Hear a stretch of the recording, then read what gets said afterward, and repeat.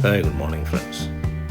നമ്മുടെ കൊച്ചു പപ്പായ തോട്ടത്തിലൂടെ ഇന്ന് നമുക്കൊരുമിച്ച് നടന്നാലോ?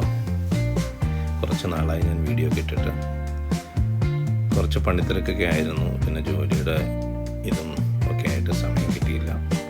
അപ്പോൾ ഈ പപ്പായൊക്കെ ഞാൻ വീടിൻ്റെ ഫ്രണ്ടിൽ വെച്ചിരിക്കുക. ഇത് വെച്ചിട്ട് ഓൾമോസ്റ്റ് 1 ഇയർ പ്ലസ് ആയി കാണും. ഒരു വർഷവും ഒരു 5 മാസമൊക്കെ കാണും, 1.5 വർഷം എന്ന് വേണമെങ്കിൽ പറയാം. അപ്പോൾ ആദ്യം ഞാനൊരു സാമ്പിളായിട്ട് വെച്ചത്, അത് വീടിൻ്റെ ഫ്രണ്ട് സൈഡിൽ വെച്ച് കഴിഞ്ഞാൽ അത്ര വൃത്തി ഉണ്ടാവില്ല എന്നൊക്കെ തോന്നി. പക്ഷെ ഞാൻ വിചാരിച്ച് സൗന്ദര്യത്തെക്കാൾ കൂടുതൽ പ്രാധാന്യം വിശപ്പിനാണല്ലോ ലോകത്ത്. ഞാൻ വിചാരിച്ച് 2 പപ്പായ ഫ്രണ്ടിൽ നിന്ന് കഴിഞ്ഞാൽ എന്താ കുഴപ്പം. അപ്പം അങ്ങനെ 2 വെറൈറ്റിയാണ് കണ്ടോ. ഒന്ന് റൗണ്ടിലുള്ളതും ഒന്ന് നീളത്തിലുള്ളതും, ഓവൽ ഷേപ്പ്. ഇത് റൗണ്ടിലുള്ളത് കണ്ടോ, നിറയെ പപ്പായ ഉണ്ട് അതിൽ. അതുപോലെ തന്നെ ഒന്ന് ഓവൽ ഷേപ്പിലുള്ളതാണ്. അപ്പോൾ 2 വെറൈറ്റിയാണ് ഇതിരിക്കുന്നത്. അതിൽ ചിലത് മഞ്ഞയും ചിലത് ഇതുമുണ്ട്, റെഡ് പപ്പായ ഉണ്ട്. അപ്പോൾ ഇത് വീടിൻ്റെ ഫ്രണ്ടിൽ വെച്ചിരിക്കുക. എനിക്ക് തോന്നുന്നൊരു 10-ലധികം പപ്പായ മരമുണ്ട്.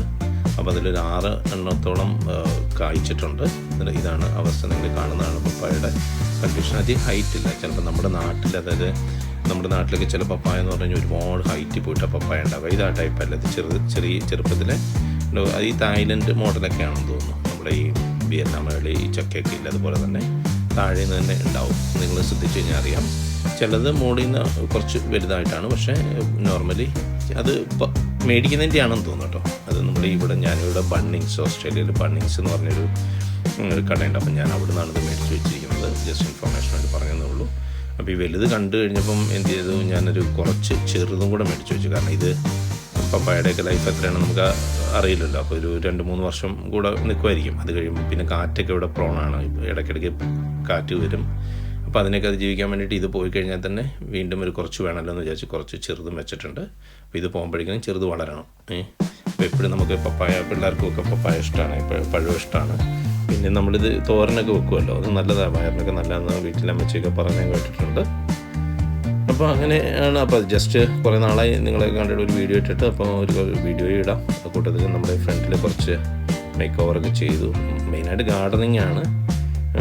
കുറച്ച് മൾച്ചൊക്കെ ഇറക്കി. ഇവിടെ കണ്ട ഈ കാണുന്നതൊക്കെ ചെറുതായിട്ട് ഈ റോസപ്പൂവ് ഇത് നേരത്തെ ഉണ്ടായിരുന്നു. എന്നാലും അതിലിപ്പം കുറച്ച് ഇനിയിപ്പം മഞ്ഞുകാലം വരുവാണ്, വിൻ്റർ. അപ്പോൾ നമുക്ക് ഇനിയിപ്പം ഇലയൊക്കെ കൊഴിയും, പൂക്കളൊന്നും കാര്യമായിട്ടുണ്ടാവില്ല. മഞ്ഞുകാലത്ത് ഇവിടെ വളരെയധികം ഇതാണ്. അപ്പോൾ അതിന് മുമ്പ് ഒരു വീഡിയോ എടുത്തേക്കാമെന്ന് വിചാരിച്ച്. പിന്നെ നമ്മുടെ വീടിൻ്റെ ഫ്രണ്ട് ഭാഗമാണത്.